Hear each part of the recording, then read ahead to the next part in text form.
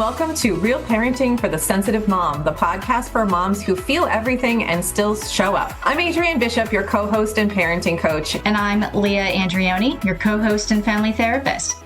Today, we will be talking to Nicole McNellis, a mental health therapist and a perinatal mental health counseling specialist, about the topic of mom rage.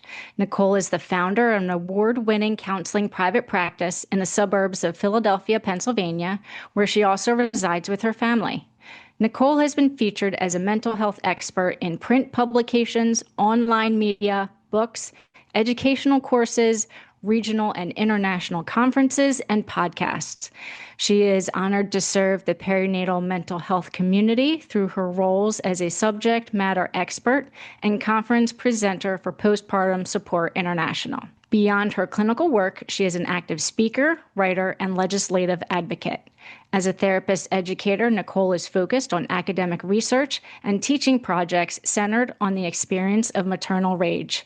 Nicole, thank you for being here. Thanks so much for having me. I'm excited to be here and talk a little more about this topic. It's an important one. It is an important one. And when I'm working with clients, I know that they really appreciate having a name to what they're actually experiencing. And they're very surprised that there's actually a name for it. And I know my own experience having mom rage during the pandemic, and I didn't have a name for it. I just thought I was losing my mind, yelling and screaming at my kids and completely feeling out of control. So for our listeners, I really want to start, Nicole, with what is mom rage? And can you give us more of a clearer definition? There is one specific definition that comes directly from the academic literature that I think captures it really well. So I'll use the words of the researchers. So they talk about mom rage as uncontrollable episodes of intense anger that's associated with mothering. It's not goal-directed. And here's the most important part, that this rage is derived from feelings of powerlessness, injustice, and stress. So that is my favorite definition of mom rage. I think it makes it really clear that there is this intense outburst, these explosions that are directly related to mothering that are derived from these specific feelings of powerlessness, injustice, and stress. Nicole, I was curious about what got you interested in that specific topic. Similarly to Leah, mom rage found me.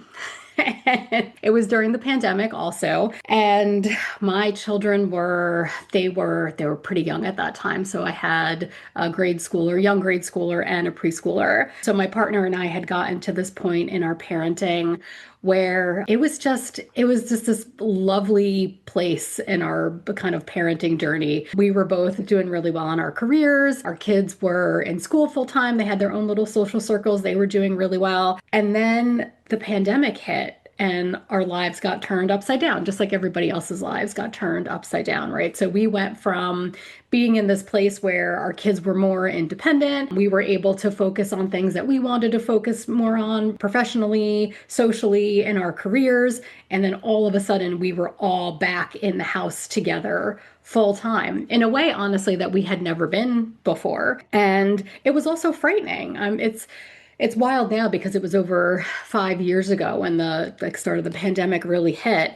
But I always think about part of being a parent. One of the things I come back to fairly consistently is my desire to protect my kids, right? Like it's just like this primal instinct that I want to do everything I can to protect them. And I think many parents feel that way. And during the pandemic, especially at the start of the pandemic, that was ripped away from us. Like we kind of didn't know what was going on. We didn't know what we could do to protect our kids and to protect our families. And it was absolutely frightening. It was such chaos. So you combine that anxiety, that very real anxiety, right? That really high stakes anxiety with the overwhelm and overstimulation of suddenly everybody being back in the same physical space all of the time, the chaos of online schooling, especially for really small kids who don't know how to work on Zoom, and we called it computer school, right? Like it was chaos. So you combine all of those things together, and it was this perfect storm that then led to me feeling like I was more on edge all of the time, which then led to these rage outbursts, which I then realized was this thing called mom rage. So essentially, I was experiencing this. I was seeing this rage reflected in my clients. My clients were were telling me about this very similar experience they were having. My clients are looking to me for answers, for solutions, for coping strategies. And I started putting resources together for my clients, also for myself, but then realizing, oh, my colleagues are interested in this also because this is coming up for all of us. And thankfully, I started to see the topic of mom rage more reflected in the popular culture. We were seeing it on social media more. There was an article that went viral in the New York Times by the author Minna Dubin that talked about, if I'm getting the title of the article right, it was the rage that mothers don't talk about. And it was just so powerful to recognize, like, oh, this is a phenomenon. This is something that's happening, and so many of us are experiencing it. And there's a way to work with it. There's coping strategies that we can use. But more importantly, we're not alone in this. So that is how I came to Mom Rage. Essentially, it showed up for me. It found me and has, been a huge part of my career ever since. So five plus years now. So that kind of sounds like what it's like to be highly sensitive a little bit. That's our population that we speak to. And you're like, I feel like I'm crazy. What is happening to me? But then you find the label and you find the books and then you find the people and you're like, oh, this is so much better. Like I feel not insane anymore and I feel not alone. And so it can be, like Leah was saying, super powerful for people to have label, to be able to see that they're not the only one experiencing it and it's normalized, which I think is awesome that you're doing that. Nicole, when you talk about mom rage and when I felt mom rage, I'm hearing you say, and I felt, a lot of overwhelm, a lot of chaos, a lot of feeling out of control. Is there other ways that it can then show up? Because mine was yelling, screaming. I always have the memory of me pounding my hand on the island when the kids weren't listening, like feeling completely, I can't control this, but it needs to come out. Are there other ways that mom experienced mom rage? Yeah, so when we look at the research on mom rage, there's kind of two paths for mom rage to show itself, if you will. And they can also both be happening at the same time, right? So mom rage can be expressed outwardly, which is exactly what you were talking about. The yelling, the screaming, the, pounding on countertops, slamming doors, that type of stuff. That is an outward expression of mom rage. And then there's also the internal expression of mom rage, which in the literature they refer to as the suppression of mom rage, right? Because you're keeping it in.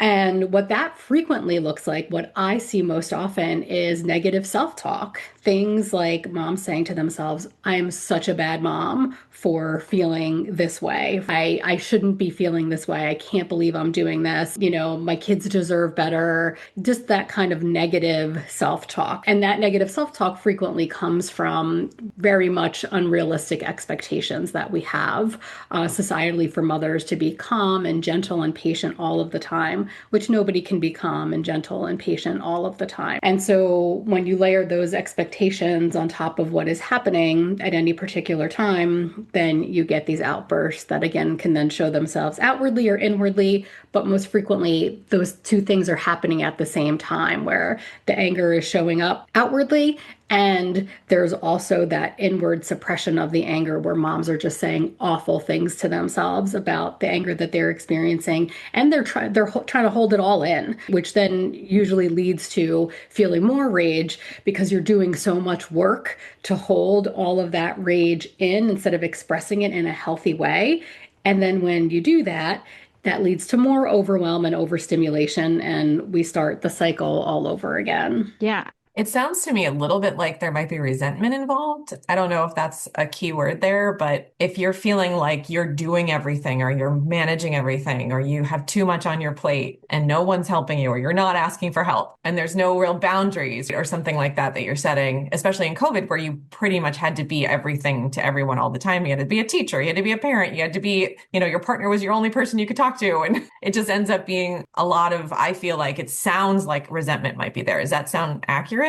Oh, absolutely. Resentment is a huge piece of it. And resentment usually falls under the category of what's happening internally with mom rage. So it's like an internal manifestation of mom rage. But yeah, absolutely. Resentment. And then that resentment contributes to the rage starting to build up again and the cycle starting over again. Yep, no question. Yeah, I was just going to say, I'm also hearing shame And that can fuel the cycle of the negative thoughts, which can make us feel more rageful that either at ourselves or at our partner for putting us in this situation. So then we're resentful. But it's this whole big cycle. But I'm wondering, within that, are there certain triggers for that? Or is it like that cycle that just keeps going?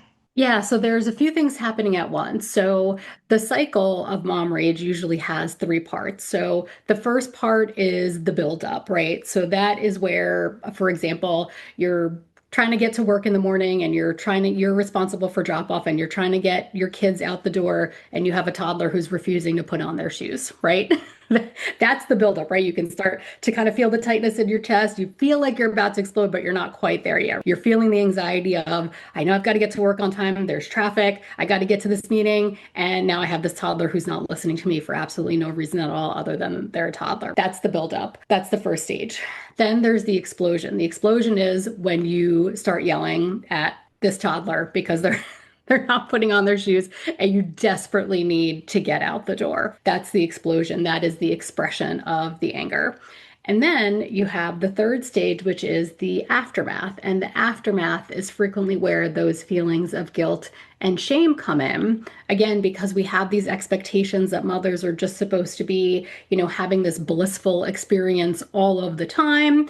Like Adrienne said, they're supposed to be handling everything all the time and handling it gracefully and happily. And like it's natural and it's the easiest thing they've ever done. Where what we actually know is that care labor is actually really strenuous and relentless and exhausting. And so we combine all of those things. And then the end result is we get guilt and shame because moms feel like, I have done something wrong. This anger, this rage is wrong. There is something wrong with me. And when we feel like we've done something wrong or against societal norms or against our own values, then what shows up is this relentless like unceasing guilt and shame. And then part of what happens with that guilt and shame is then we don't want to talk about it. It's hard to reach out for support when we feel like it's so hard to share something when like this experience of rage when you feel like, but I'm the problem. I've done something like terribly wrong and against everything that mothers are supposed to do and be in our society. So I can't share, and I must be the only one feeling this way and doing this. So I can't share that, right? Understanding the guilt and shame is really a critical part of understanding how mom rage shows up, and then also how we can help clients with mom rage as therapists and as providers in this space. Understanding the guilt and shame piece is really, really important. So you mentioned multiple stages. The first stage you said was the buildup. Just to maybe I wasn't tracking. Is there other stages that maybe we can clarify a little bit more? Sure. There's the buildup.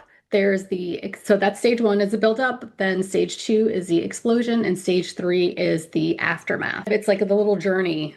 It's like a mom rage journey, right? It's the journey that mom rage takes us on, right? So we have the buildup of the emotions, right? Think of that as it's like a pot of water about to boil over. That's the buildup, right? It's that resentment building. It's the nobody's listening to me. It's the I'm not supported. It's all that stuff building up, right? And then the explosion is, however, the mom rage shows up, the yelling and screaming, the slamming the doors, the internal negative self-talk. That's the explosion. And then we have the aftermath, which is usually guilt and shame. And then if we are not working with mom rage in a healthy and constructive and productive way, we start that cycle all over again. I love that. So that makes it really clear. And I'm curious, you did mention a bunch of times there's things we can do to help ourselves in these situations. So I'm just wondering if you can give us a few of those ideas so people out there that may be in these cycles can work on it a little bit on their own. Yeah, the good news about mom rage is there absolutely is coping strategies that we can use to help reduce mom rage or to help us when we're feeling mom rage in the moment. And I really like to take a two-pronged approach when working with mom rage, right? So we want to have individual skills and strategies that we can use either before we get to a mom rage moment or when we're in a mom rage moment to kind of bring that temperature down, right? We absolutely want those individual strategies, and I can walk through some of them. But the other thing that we want to do, and when I'm working, doing trainings and teaching therapists specifically about how to work with mom rage, the one thing that I stress consistently, and moms can do this for themselves, and I again really encourage therapists to do this, is we have to acknowledge what's happening in the environment. We have to acknowledge, so both the small environment, like what's happening in your household, but also we need to widen the lens and look at the larger environment. What's happening culturally? What's happening in the society? What are the messages that you're getting on social media about the kind of mother that you're supposed to be and you're feeling like you're not meeting those expectations, right? So the first thing that we need to do, if you are a provider, but also if you're someone who is experiencing mom rage yourself, is I want you to think about and remind yourself to look at what is happening in the environment, what is happening around me that is pushing me to the very edge of what I can handle and then pushing me over. So that's the first step. That's always where I start. And then we can layer on individual strategies and coping mechanisms because that's empowering, right? So to be able to say, I recognize that I'm experiencing this rage and I don't want to feel this way. This feels uncomfortable. This isn't how I want to interact with my children. This isn't how I want to interact with my partner. I'm recognizing what's getting me to this point, right? And I'm coming from this place of understanding, but I also need some tools and some skills to work with this rage. And I need a healthy outlet for it. And the other good news about mom rage, and this shows up in nearly all of the research on mom rage, is that mom rage can be a catalyst for positive change. But what's important is we have to look at mom rage not as a meltdown, but as a message. We have to understand and essentially ask the rage, like, what is it that you're trying to tell me? You're trying to tell me that I'm unsupported, that I need more sleep, that maybe somebody else needs to do the morning drop off, that we need to distribute labor more, equitably in my household, right? All of these different things, right? That I need to maybe push back on some of these unrealistic societal expectations. All of those things. And then circling back to some of the individual interventions, I'm pretty biased, but finding a good therapist who or other provider who specializes in maternal mental health and understands mom rage and really gets what's happening here and can help you with that is absolutely a really powerful intervention. But some other things that you could do on your own is, again, pushing back on these expectations. So first you have to recognize that these expectations, these unrealistic expectations are impacting you. And then you can remind yourself, it is okay if I'm responsible for dinner for my family on a Monday night and I didn't have time to make something homemade, so I ordered out. That doesn't make me a bad mom. That makes me a mom who's just trying to survive, right? We have all of these ridiculous expectations around care labor for mothers. And we also have this expectation. I'm going to use the dinner example again, like say you made dinner for your family and you have again, because we love toddlers. They're such a good they're big contributors to mom rage.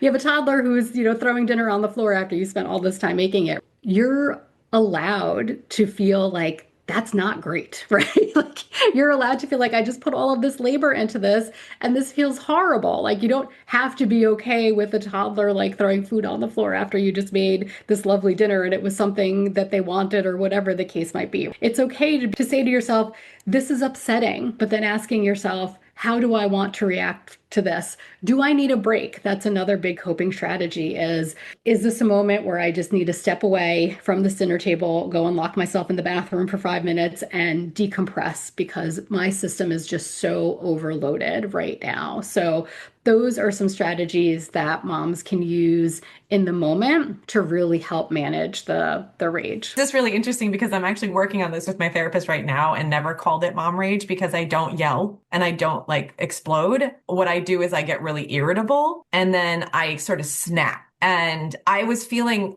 like I didn't have this issue until the last couple of years of being a parent.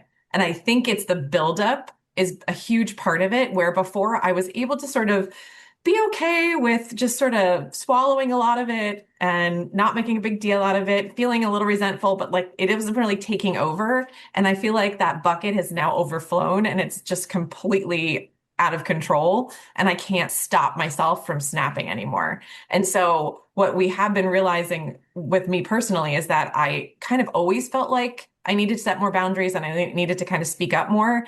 And I just wasn't doing that. And now it's coming to a point where I can't not speak up and I have to set boundaries and I have to get more help and I have to really get that support.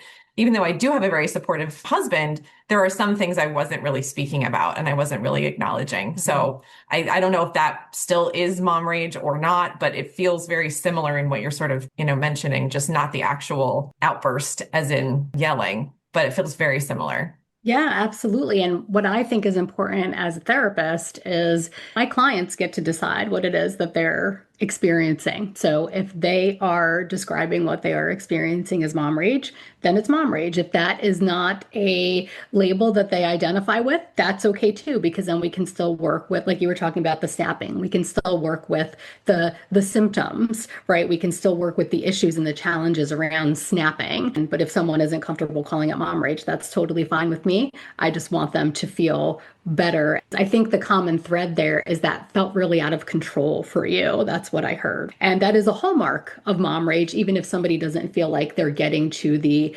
clinical threshold of what we would typically call mom rage. That still feels uncomfortable. It's not how you want to parent. It's not how you want to feel.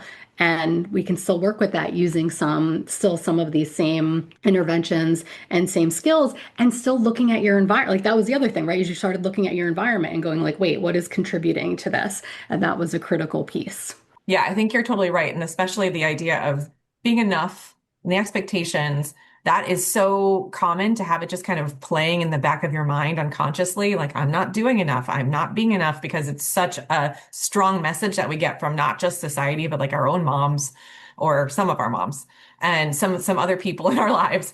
And if you're falling short of that, that definitely feels like a big contributor to that unconscious message, just being there constantly and being able to call it out and saying like, what do you really expect of yourself? Like what are those messages saying to you? And being able to recognize that, just having that awareness, that really is huge and helps a ton. Yeah, so you bring up a really good point. I think it's really important to look at parenting trends and to recognize that parenting wasn't always like this and it doesn't need to be like this, and recognizing where those messages are coming from. So currently, the really big trends in parenting, it's very intensive parenting. The other thing that's really common that we see in parenting now is because there's such an overload of information about parenting and how to parent. There's so many parenting experts and there's so many messengers and there's so many places to get that information, is there's no right way to parent, because if you pick any one specific topic in parenting, you're going to get a million different opinions on it. And so it's really important to recognize that this very intensive way of parenting, where parents, especially mothers, there's this expectation of being 100% present all of the time. And nobody can be 100% present in all areas of their life all of the time. That is an unrealistic expectation. So what I encourage clients to do is pick that quality time, choose that quality time, choose when you want to be a very present parent, and then recognize when you need a little decompression and you need to step away. That quality time is going to be of higher quality if you are able to be fully present in those moments. And if you're taking care of yourself and recognizing that those moments, those fully present moments, don't need to be 100% of the time. And it's also okay to say, these are the types of parenting activities that I like, and these are ones that I don't. So that's the other thing I find that moms feel a lot of guilt around, is when, for example, especially with younger children, if you have kids that like to do a lot of imaginative play and they're playing on the floor a lot and they want you to engage in that, and that's just not something you enjoy as a parent, it's okay to say that. It is okay to feel that way. You don't have to like every aspect of parenting all of the time. And then you can focus on the aspects of parenting that you do. Say you're the parent who likes to take the kids out. You'll take them to the park. You'll take them to all the activities. You're the one at all the sporting events. You're the one who shows up at all of their little shows. That's also a great way to parent and also a way to be present and to show up for your kids. And if that's what you enjoy, then do more of that. And it is okay to do less of the imaginative play and the getting on the floor kind of stuff if that's not your thing. So you have to give yourself permission to, so that's actually a great coping strategy, is giving yourself permission to not you can not love all areas of parenting and still absolutely adore your children. But the messages that we get from intensive parenting, that's not what it says, right? It says you have to love all areas of parenting all of the time, and you have to be fully present all of the time. And it's just not realistic. And honestly, it's really harmful. It's setting us up for failure. And so we got to gently push back on all of that and make decisions about what works for us and what works for our family. And really think about not how somebody else tells you you have to show your kids love and care, but what is meaningful for you and how you want to show your kids love and care. And then that's going to feel more authentic and more genuine and not so pressured, right? We want to we're talking about a pressure cooker here when we're talking about mom rage, right? Want to release some of that pressure before we get to the snapping, the explosion, all of that. Yeah, a couple things. I wrote down a couple things when you were talking about. But the first thing is, I felt so much relief when I gave myself permission to not be the one that's on the floor playing with my kids. I realized with my first, that is just not me. I do not like that. I will be the one that does the arts and crafts and will go out. My daughter and I now love, she's like, Mom, I relate to you when we go to Target. I'm like, fine, we will go shopping. That'll be our thing. But when they were little, I had to give myself permission, and it felt so much better because I was still living with all, like you were talking about, the external environment and all the shoulds. For me, it's all the shoulds of parenting and all the expectations. And when I talk to clients and I try to live without shoulds, it's getting rid of them. And what I really jumped on, Nicole, when you were saying, really being authentic, when you can push away the expectations that don't work for you, push away the shoulds that don't feel right. So you can be in your authentic parent era, we'll call it. And that brings in choices, though, right? Because the shoulds have so much pressure, which is hitting in that pressure cooker. So if we can take that off and have the choices to make the decisions on how we want to parent, we will be able to be authentic and really actually enjoy it a lot more than we were by living with all the shoulds. And my clients know I despise all the shoulds and try to get rid of all of them that don't work for us. But I really love your passion about this topic. And that's why when I see you have a talk, I'm at every single one of them because you are amazing at what you do. And I appreciate it as a professional and a friend. But right now I'm trying to think, are there any myths or any misconceptions that people may have about mom rage that you'd be able to clarify for us? Yeah, the one that jumps to mind immediately is the idea that mom rage specifically it's like a personal flaw. It's a character flaw. Let's take it a step further. Mom rage is a lack of self-control or self-discipline. That's not what mom rage is.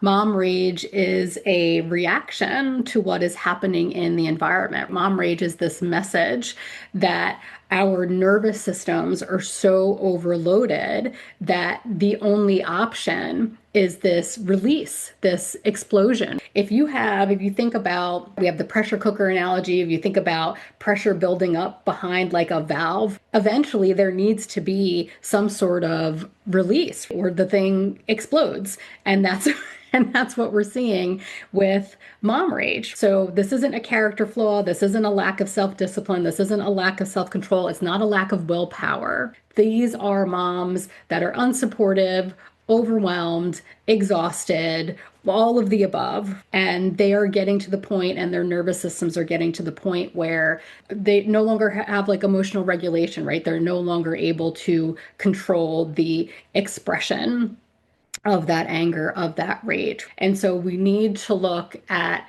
mom rage as a message, and we need to then engage with that rage and ask it essentially, be in conversation with it and ask it what that message is. So if the mom rage message is, the reason that I'm reacting with this rage is because I am painfully sleep deprived. Let's find ways to get that mom some more sleep and some more quality sleep, right? That's an unsupported mom. If we have a mom that's coming up against, that's really, really internalizing these societal expectations to do all the things all the time and to be everywhere all of the time, right? And then she's feeling like she's failing, and that's resulting in these episodes of rage.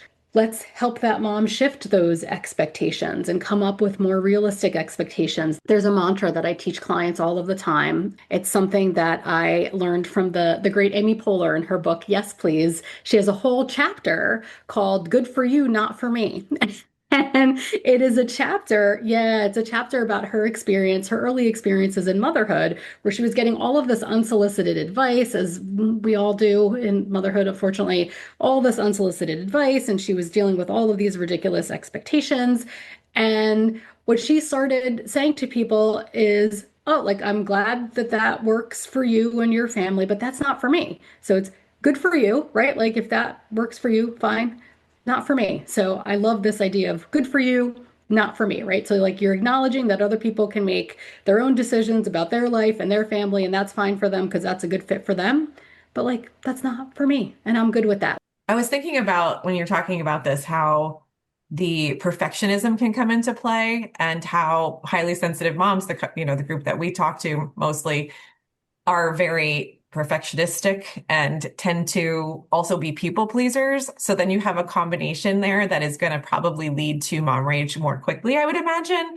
And I was also going to ask, like, do you have experience working with highly sensitive moms? And then my mind went to most people that come to therapy, I'm assuming, are probably more on the sensitive side because they have a very, I guess, a nervous system that tells them these messages very strongly, is the way I would say it. So, what do you think about just the idea of the perfectionism, the people pleasing sort of playing into this?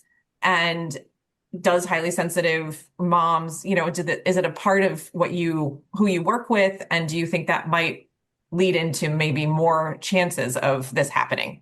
Yeah, absolutely. So, with highly sensitive parents and highly sensitive mothers specifically, right? One of the hallmarks of being highly sensitive is you feel things more deeply. It's that depth of feeling, in addition to just how much information you're taking in and processing. And so, think about it. If you are highly sensitive and you're feeling things more deeply and you're also processing just a ton of information at like lightning speed usually, right, without even recognizing that you're doing it, that can already lead you to a place of overwhelm and overstimulation.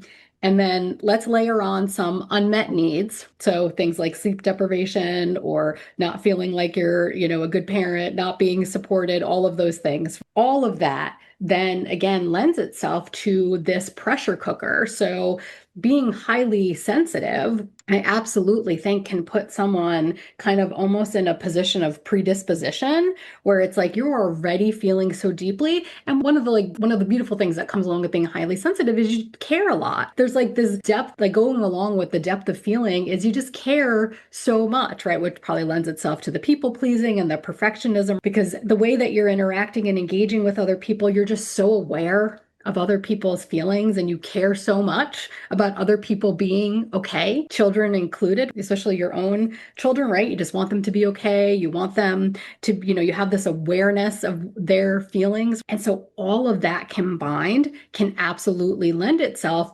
to those feelings of being on edge. You can be, I think when you're highly sensitive, you're already on edge more often just because your nervous system is doing so much. And we now live like in an information ecosystem where we're being bombarded, honestly, right? Just bombarded information, noise, right? Whether that not be like literal noise, but kind of, figurative noise, whether that be like, information. I know, sometimes, if I'm just trying to write an email, like a professional email to a colleague, and my phone is pinging at me, and my kids are asking me for a snack, and I hear the delivery truck outside, and it's just like, how am I supposed to write a sentence? Like, I can't even hear myself think. That's another strategy I work with clients on all of the time is I want you to think about the last time you could actually hear yourself think. Because especially when you're highly sensitive, you have this very deep inner world. And when you have that really profound and deep inner world and you're not able to hear yourself think, that leads to, it feels kind of chaotic. It feels really out of control, which again is then a contributor to mom rage. So yeah, absolutely. I definitely think that was a very long answer to your question. Is I absolutely think being highly sensitive can be a contributing factor to experiencing more mom rage. There's nothing wrong with being highly sensitive. It just is. It's just a trait. We want to work with it. We want to honor it because in so many ways, it's really it's such a beautiful trait to feel so deeply and to take care of people so deeply and to just care so much. So we want to work with it and we want to take care of those moms so that they don't get to the place of rage more often just because they care so much. Yeah, Leah and I were talking 2 episodes ago about how natural consequences can be really powerful if we let our child kind of experience that lesson on their own. And Leah says, yeah, but that is really hard to watch when you're sensitive and just let your kids suffer. And I was like, yeah, it's exactly the same thing when you're putting in boundaries or you're saying no, or you're saying, I can't be present right now for you. That can feel like you're going to cause pain in your family or your kids or maybe your spouse or your partner. And then feeling guilty after that you maybe shouldn't have said no, or what if they're upset or they don't like it and I don't like conflict and I want to make sure that I make everyone happy. Right? It's like a whole other layer of challenges that come up for me when I think about putting in boundaries or taking time for myself or taking a break, not being present, things like that. And then again, the overthinking is another huge part of what we go through and just not being able to let it go, not being able to be like, well, it's okay that I just had that break. I feel better. So just your whole life is leading up to doing these same things over and over. And then trying to break those habits can be really difficult, I think. So I think it's nice that you're bringing these ideas up like, hey, it's okay to do this. It's okay to take a break. It's okay to say no, because guess what? You're going to feel better. You're not going to have these out of control situations, which makes you feel even worse. So in reality, we're making things better for our family by really listening to that rage and listening to that irritability or those moments of resentment, that those things are messages that are important to really pay attention to and listen to and do something about. So I really appreciate the way that you're setting this up as normal, okay. And I really, would love for society to do the same. So maybe we'll get there. We're working on it. It's one of the reasons I do therapist education, right? Where you get to start with the helpers. So yeah, absolutely. When I'm working with clients who are highly sensitive, self-compassion is so important because it's hard to live in a state of heightened awareness. In some ways, like we talked about, it's also this really beautiful trait, right? Just to have that heightened awareness and to notice things that other people don't. And again, to care so deeply and love so deeply and want to take care of people in such a deep way. But also, it can be a little exhausting when we live in just a generally intense environment where, again, we're being bombarded with information and noise and what have you. So to acknowledge this is in some ways, being highly sensitive is a gift. And in other ways, it can be a real challenge. So let's use some compassion around that. And a question that I encourage clients to ask themselves, especially my highly sensitive clients, is what do you need to feel cared for right now? And it's this grounding exercise where because especially when you're highly sensitive and especially when you're a mom, you're so busy caring for other people all of the time. And especially as therapists, or especially in roles as professional helpers, we're doing that. We're caring for others professionally and personally. And so to take a moment and to ask yourself and to essentially say, maybe I should be part of this conversation too. Maybe I have needs also. And so, yeah, slowing down a little bit and asking yourself, what do I need to feel cared for right now? And then being realistic about how can I maybe meet those needs? How can I ask for some support? Things like that can be really helpful and help to, again, bring down the overall temperature and kind of bring down the, like the nervous system arousal. And then that leads to less mom rage because you're not on edge all of the time anymore. And I'm hearing you say when you can prioritize yourself out what you do need and take those steps, it's okay to let go of any guilt and shame that follows that, especially being perfectionistic, people pleasing. We are kind of stuck within that shame sometimes when we do put ourselves finally on that to-do list and we take care of ourselves. What I'm hearing is making that choice. Put yourself on that list because ultimately, when you take care of yourself, as cliche as it sounds, you are taking care of your family. You won't have those times of explosion or internal explosions, and then you'll actually feel better and have even more compassionate and loving relationships within the family that you so desperately want but aren't able to have if you're yelling and screaming. My kids definitely did not think I was loving in those moments. I do like how you're talking about letting go of that shame, letting go of that guilt. As highly sensitive, we need to use those aspects of ourselves. And also, it's okay to feel it and take care of yourself, right? Both. It's and one and the other. Absolutely. And Leah, you bring up such a great point. So when we do have those anger outbursts, right? When we do have those outward expressions of mom rage, and we see our children or our partner reacting to that, and then we feel terribly about it. And we can feel like I've done something wrong, and then feel the guilt and shame, and then kind of go into that whole spiral. Because there is no such thing as perfect parenting, like perfect parenting, we think it exists, but it doesn't exist. So when we push back on that idea of perfect parenting and we come to this idea of parents are humans and they have moments where they are not feeling like their best selves, and that is okay, then what we can teach our children is that perfectionism and being perfect in any of our roles and any of the things that we do is not the goal. And so if we have those mom rage moments with our children, with our families, what we can then do is we can use the idea of rupture and repair. So say you yell at your kids and they get upset and you see that and everybody's feeling terrible. You kind of take a moment to let everything settle, whether that be a few minutes, a few hours, or a few days. And then you come back to it. And depending on the age of your children, you want to have a conversation that's developmentally appropriate and they can understand. But you want to talk to them about, like, hey, I had this moment where I yelled at you and I feel badly about that. That is not the type of parent that I want to be. And I'm working on it. However, you want to communicate that to your child or to your partner, and then actually showing them that you're working on it. Showing our children that we can make mistakes or engage in behavior that we don't want to be engaging in, right? That when we get to those places, what is more important is not holding ourselves to the standard of perfection and then beating ourselves up. What is actually a lot more productive is then going to this place of repair, taking responsibility, saying that I am sorry, and then truly working on it. And I will tell you, when you see that behavior reflected in your children, like when they upset each other or when they do make a mistake or do something behavior that they're not proud of, and they take responsibility and apologize for it and then work on it, that is truly a really beautiful and profound moment in parenting. And that is a much more powerful lesson than reaching for perfectionism and reaching for perfect whatever, right? It's much more productive and it's a much more compassionate response. And so that's where I go with that. I'm curious about the idea of it being called mom rage. Is there dad rage? Only because I feel like after we've gone over all of the qualifications of it and what it is, I kind of understand why it's mostly moms that experience this.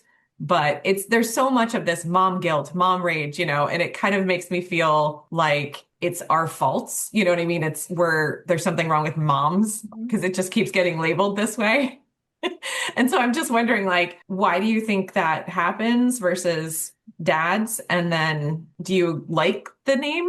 Does it resonate? Is it positive, negative? So this is one of my favorite questions about mom rage. And the reason that it is one of my favorite questions is that the answer really highlights so much in terms of how we treat moms and dads on the whole in society. So there is a such thing as dad rage, right? Dads get angry too. Dads have anger outbursts also, but we don't specifically have the term dad rage. I don't see it anywhere in the research. I don't see it in the popular culture. And the reason that we don't see it named, the reason we don't have any research on it, the reason that it's not the phenomenon that mom rage is because when dads express anger, when dads express rage, outwardly included, that rage is looked at as, oh, that dad is just not being aggressive. That's not like a crazy dad, right? That dad is not hysterical, right? All the things that we say about moms. That dad is being assertive. That dad is disciplining his children. That rage, when it's expressed by a dad, was clearly situational. Those kids weren't listening, and that dad put his foot down and let those kids know what was up. He is, in fact, not out of control. He is in control of that situation. That is the opposite of how rage is conceptualized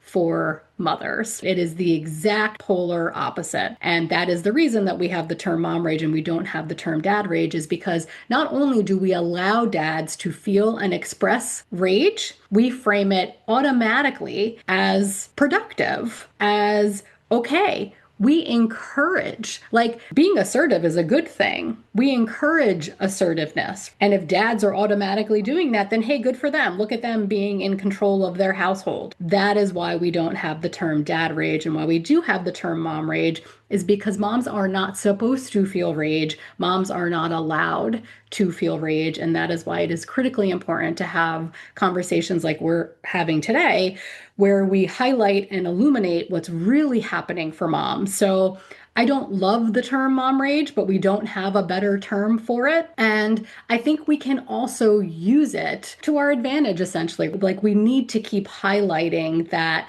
when moms express these emotions, that it is labeled as negative when it's not negative, when again, it's this message, right? It's not this meltdown. This isn't a hysterical mom. This is a mom that needs some help and support. So let's pay attention to that. I can tell you from experience, my experience, that dad rage comes from the same place as mom rage. Like it's pretty obvious to me.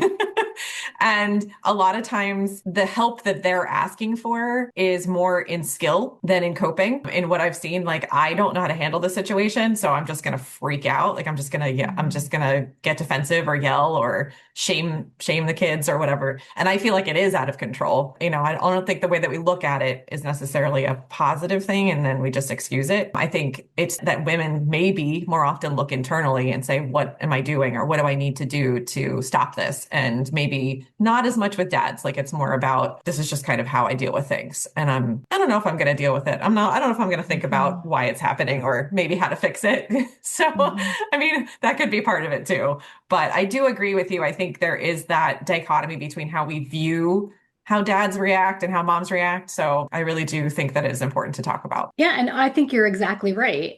I think women and moms are taught to look internally. We are taught that emotional intelligence and caring about other people and how other people react to us is important. Men and dads are not taught that. They're essentially taught to just be like bulldozers out. Yep. In the world. And that is not what women and moms are taught. So I frequently teach clients to push back on that idea of like, this is instinctual and this has how it has to be. A lot of this is learned behavior, just the way that women and moms are taught to pay attention to what other people are feeling and to care about what other people are feeling and the impact that they have on other people and how they engage with people. That's a skill. Some people might be naturally better at it than others. Absolutely, right? We all are some combination of nature and nurture. But for the most part, learning how to engage in a caring manner with other people, that is a skill. That's a learned behavior. And just the way that moms can learn that care behavior and that care labor, dads can learn it too. Like I wasn't born knowing how to change a diaper, right? Like I learned how to do that. And my partner was able to do the same. And so, cause that's care labor. And so I think it's important to frame it that way too, that like, yeah, dads can learn this stuff too. And a lot of them do. And a lot of them do care, for sure. And I think it's just more about maybe there's a little bit of stigma around going to get help on it. Because I'm a parenting coach, and most of the time I work with moms. And then there's another section of the time where I work with couples. There's only been one or two circumstances that I've worked with a dad alone. And that's just kind of the way things are. I totally understand, but it is kind of telling to see in the way of like, what is okay in the realm of getting help? Like, what is acceptable and what is not in our society. And I think, we're moving in the right direction. So hopefully that will change. And I do know dads care a ton and they just might not have the skill. And that's totally understandable. But I think that's a big part of it. Like, I don't know what else to say besides yelling. I don't know what else to say besides shaming, that kind of thing. And so, Right. But then it also comes out from irritation and feeling overwhelmed, and all those feelings are creating some of those reactions. And just being aware of that can be really helpful. But I do think that most dads are all in the same boat with wanting to be there in a different way and show up differently. Yeah, absolutely. And learning to be introspective and learning how to ask for help and support in a productive way. Those are also skills. And those aren't, I think we're doing better than we used to, but those aren't necessarily skills that we teach men and boys. We teach them to, pull yourself up by your bootstraps and do the things by yourself and to, be a tough guy, when it's like, no, it's actually a lot harder to be vulnerable and brave enough to say, this is an issue and I need some help. Yeah, just even asking for help, like you were saying, is just something they don't feel like they can do a lot of times. And that's kind of detrimental in a lot of ways in relationships and in families. And so, no, that makes a lot of sense. Thank you. Nicole, I want to thank you, and I'm appreciating your work on mom rage. I know we definitely learned a lot today, and what I'm taking is really being able to take away the shame, take away the guilt when we have our moments of mom rage, and then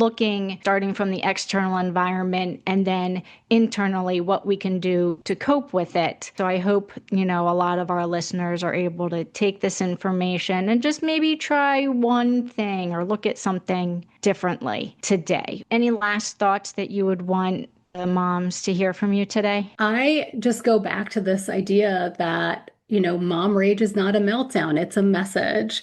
And so when you experience mom rage, think about engaging with that rage in a productive way instead of being judgmental and cruel and mean to yourself for experiencing this emotion that really makes a whole lot of sense in the context in which it's coming up and you're experiencing it. So if listeners remember anything from today, is engage with that rage, ask it some questions, and try to take care of yourself through that experience, right? Instead of kind of beating yourself up over it, and taking care of yourself and being kind to yourself and coming back to that place of compassion can really be helpful. And honestly, it's not as exhausting, and that's kind of nice too.